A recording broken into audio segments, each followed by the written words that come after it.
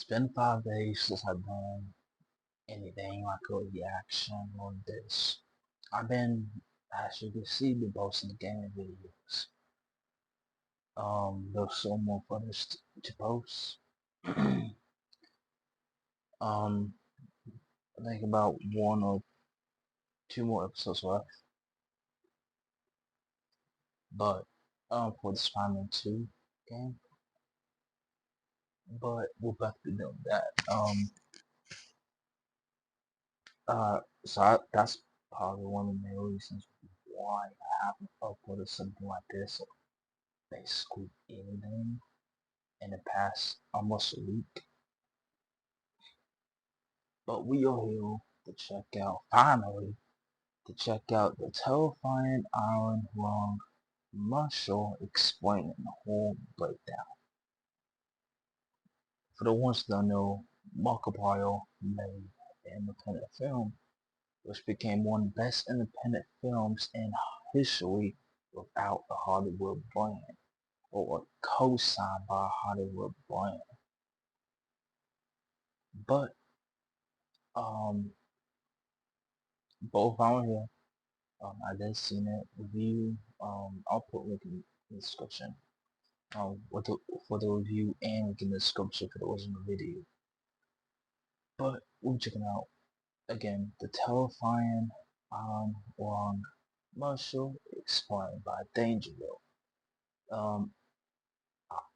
That's one thing I like about Dangerville, and it's like you explain stuff, basically, and all that, and ideas, theories, and news, and all that, basically. But let's go ahead and get into this and see what this Marshall about. Imagine being trapped at the bottom of a sea made of blood, knowing something massive is down there watching you. Godzilla isn't the only monster that rules the ocean. There are others throughout. Since we got -1, Monarch Galaxy Marshall Season 2, Episode 2, They Will Ride, that has -1 vibes. I ain't gonna cap it. It's free right now on Apple TV. No, it's not free, but it's the first 7 days are free to watch on Apple TV. After the 7 days, it's $15 a month. But Monarch Galaxy Marshall Season 2 is like one of the most watched television shows on Apple TV right now. Film and media that present terrifying visions of what else could lurk below the depths. Some that ignite even the most primal of fears within us. Well, a new film has come out to remind us of just how terrifying the ocean can be. And that's Iron Lung. That's one thing I look like going like to the beach or anything, because we always search, I believe like 3 or 5% of the ocean. We search more in space than we have in our own planet, which means they shot something down there, and we try and get out. I'm just saying, like, search the ocean more, please. Well, yeah, that's what's it. By none other than fellow YouTuber Markiplier. It explores guilt, shame, and dives into the threats of cosmic horror. But which I do hope Markiplier does more movies. And makes more movies, because I ain't gonna lie. Like I said, this is one of the best independent films I have seen in years. And as a YouTuber, anything's possible. Like it made, I think made like over $87 million in the box office, and only the budget was only $3 million. So like if you're like a big YouTuber or a small YouTuber, maybe anything's possible. But I would say if you're a small YouTuber like me, if you make a movie, probably best person on here, then it's getting the theaters, and then move on from there. why is that so terrifying? Well, we'll dive into all that in today's video. But at the center of this story is a horrific monster, a creature that stalks, hunts, and torments the main character of the film. But what it actually is, and what it's capable of, sorry, I paused too much. 153 seconds and I only paused too much. Well, I watched this movie when the flash happened, like it kind of gave me a headache.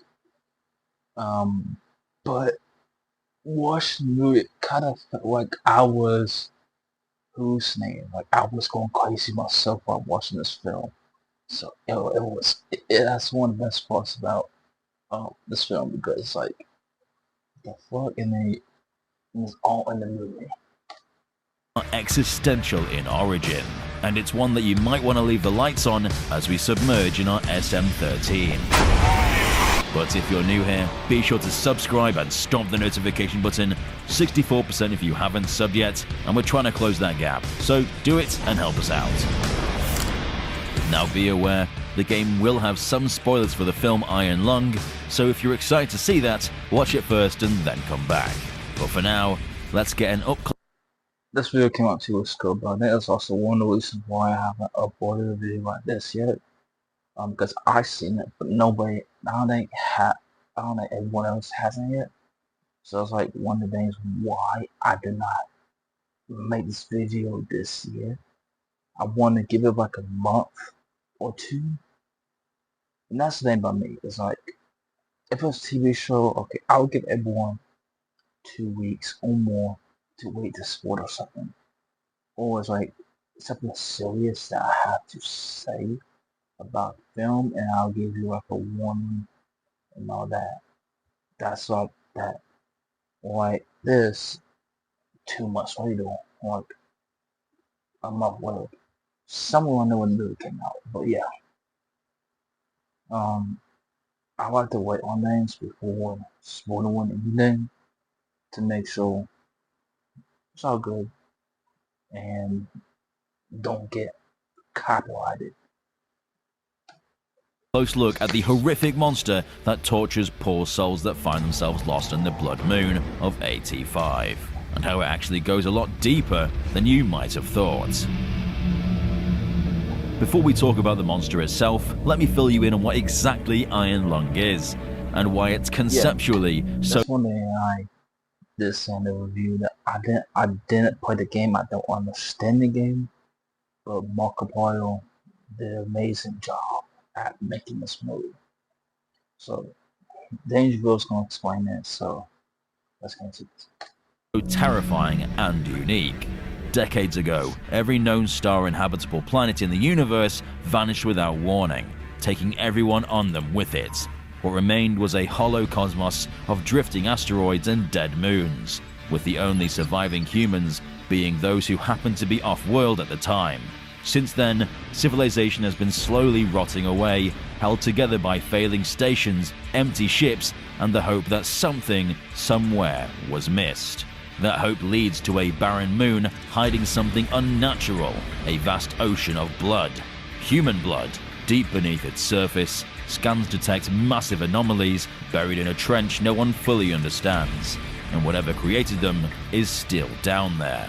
With no other options, you're sent to investigate in a rusted submarine assembled from scrap and desperation, known as SM13, nicknamed the Iron Lung. You must blindly navigate an ocean of blood to take photographs of key locations, and hope whatever lives down below doesn't find you.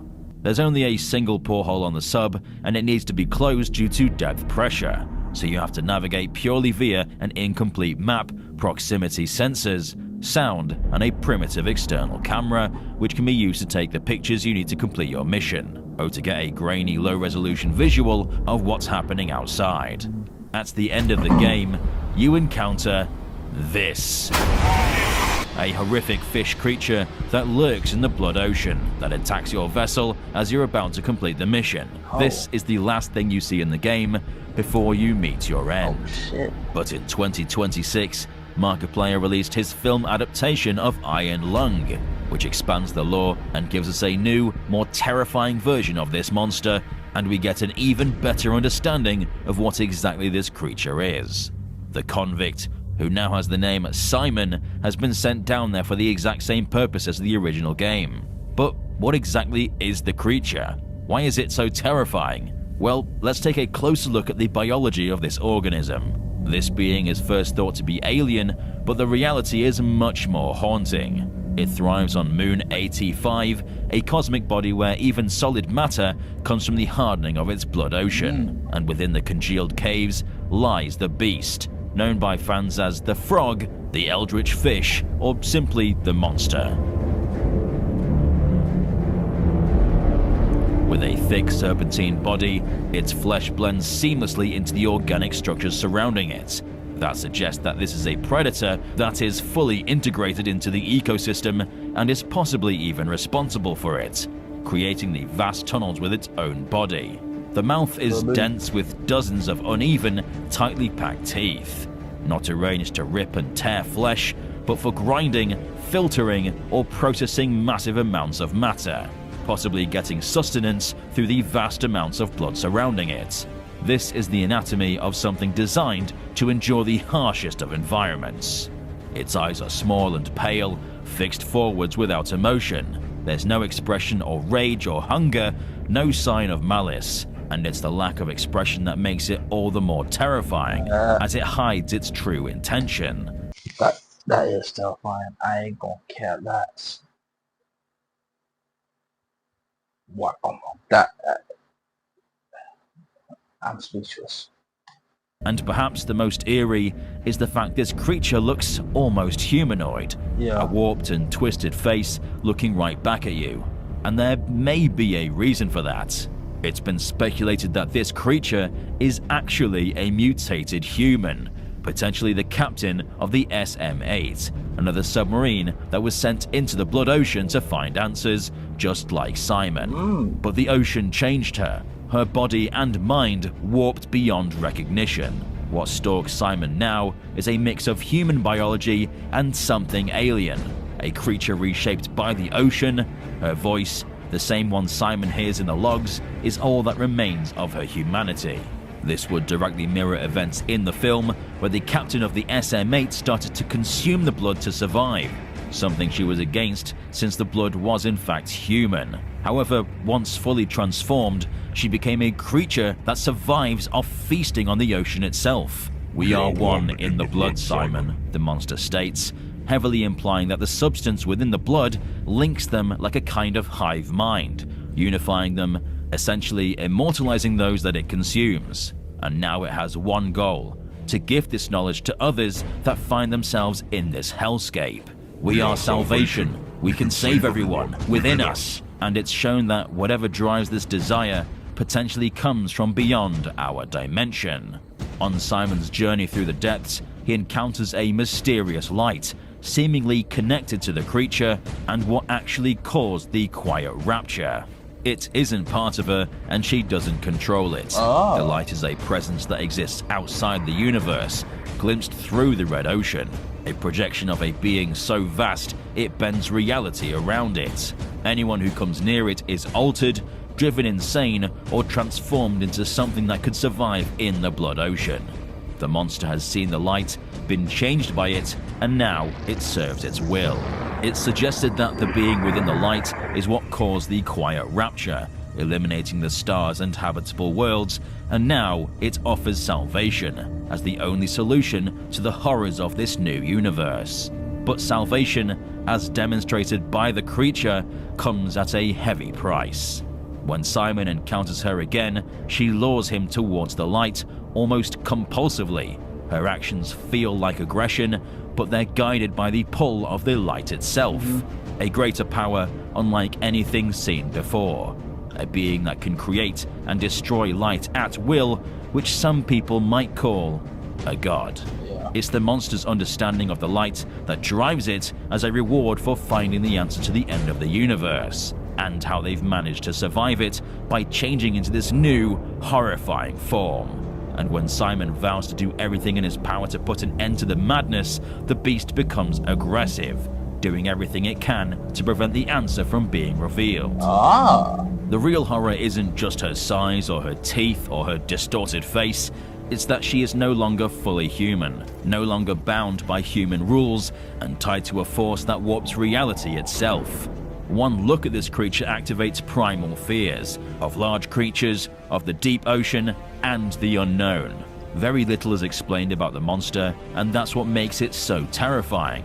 It lends itself perfectly to the genre of cosmic horror. Cosmic horror isn't about monsters that want to mindlessly eat you. It's about forces so vast, so far beyond human understanding, that human minds can't fully comprehend it. Being near it makes humans fragile, like the light itself. Oh. It changes perception, drives people insane, and transforms them into something that can survive in the blood ocean. The monster survives. Now that makes sense. Yeah, that definitely makes sense now. Makes a lot of sense about everything. I forgot what I was gonna say. Anyways, if I remember, we'll get back into this. This evolution, becoming a creature that is no longer human, but still retains traces of the mind it once had. The fear comes from realizing that the universe doesn't revolve around humanity. Vast, indifferent forces exist that can crush, reshape, or ignore us entirely. Size, teeth, or claws don't make it terrifying. The horror comes from knowing that something exists beyond our understanding, and that our survival, even our reality, are insignificant to it. Pod edit ready in 5. Chef, thanks to my Riverside AI sidekicks. I should be getting YouTube Premium on this week. This depends on what things are. The light thinks, and therefore we are. An inverse of I think, therefore I am, a philosophical quote from René Descartes, which in the simplest terms implies humanity doesn't exist because we observe the universe, we exist because something else is observing us. Oh. Iron Lung captures that dread perfectly. The ocean, the monster, and the light reminds us that the universe holds truths too big and too alien for humans to fully grasp. It's what makes this more than just a giant monster. It's something on a cosmic scale, which is why this game and film are so effective. I've seen so many theories about what this creature is, where it came from, what the light is, and all of it is incredibly fascinating. And because of the nature of cosmic horror, all equally plausible. In the end, the monster was defeated by the imploding submarine, as Simon depressurized it by opening the hatch, essentially setting off an implosion from within its mouth, shattering it into pieces. However, the reality of Iron Lung is that this entity still lives beyond the light, and more of these monsters may appear again if they don't already exist in the dark blood oceans of AT5. But who knows? Maybe we'll get answers if they decide to make a sequel someday. But the beauty of the film and game is that the questions are often... Imagine, though, with it making almost $100 million. I could see Markiplier doing it. This too pissed off Hollywood. Like, I could see him doing it. Obviously he's not that type of dude, but the way how they've been treating him for this movie, if I was him, now this is to any Hollywood company out there. I'm just saying this as an really an idea of what if, basically. But if I was Markiplier, I would I would make a sequel to this to piss him off. Like, that's it. And much more fascinating than straight up answers. After going into Iron Lung almost blind, only knowing vague details about the game, I was pleasantly surprised. I did not expect a full existential cosmic horror, so I left massively satisfied. Yeah. The monster design was awesome, and there are just so many layers that make it more than just an ordinary monster movie. I'd really recommend checking it out if you haven't already. I gave it an 8 out of 10. Well, I hope you enjoyed our dive into the beast from Iron Lung. And if there's any other games or films you'd like to see us explore, let us know in the comment section down below. Special thanks to Bumblebee for helping me with the lore, so go give her a follow. Be sure to subscribe and stop the notification button to become a resident of Things About Today. I've been Alistair, and we'll see you residents in the next one. Okay. And that's the end. Yeah, I do hope Markiplier makes a sequel to this to explain more. But yeah, this video helped a whole lot. About the monster from Iron and all that. So, but yeah, as I said earlier, if I was Markiplier, and if Hollywood was doing this to my film, like taking away from the box office site, and I believe there was something else also, and it's becoming one of the best, not becoming, it is one of the best independent films ever, without a co-sign, a co-partner of anything, without a Hollywood brand. It's kind of impressive. And if I was Markiplier, I will make a sequel or make another film and put it in theaters. Now I will say, 2026, Hollywood has been coming up with some good ideas and stories and all that. Yesterday I seen Goat, the movie, and Hot Wheels. Hot Wheels is one of the best original Pixar movies I have seen in years. Like, straight up.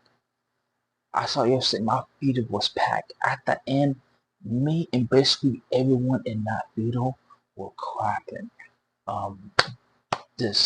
Because it was like one of the best films out there. But I see a few people don't like it, but again, this ain't like Toy Story, none of that. But it is a good film. I will say that. I said at the beginning of the video, links in the description for the original video and for my review for Iowa, because I've seen it the first week of February. The review for that is also down in the description down below. But make sure to subscribe button, hit that like button, and I'll see you guys next time. Peace.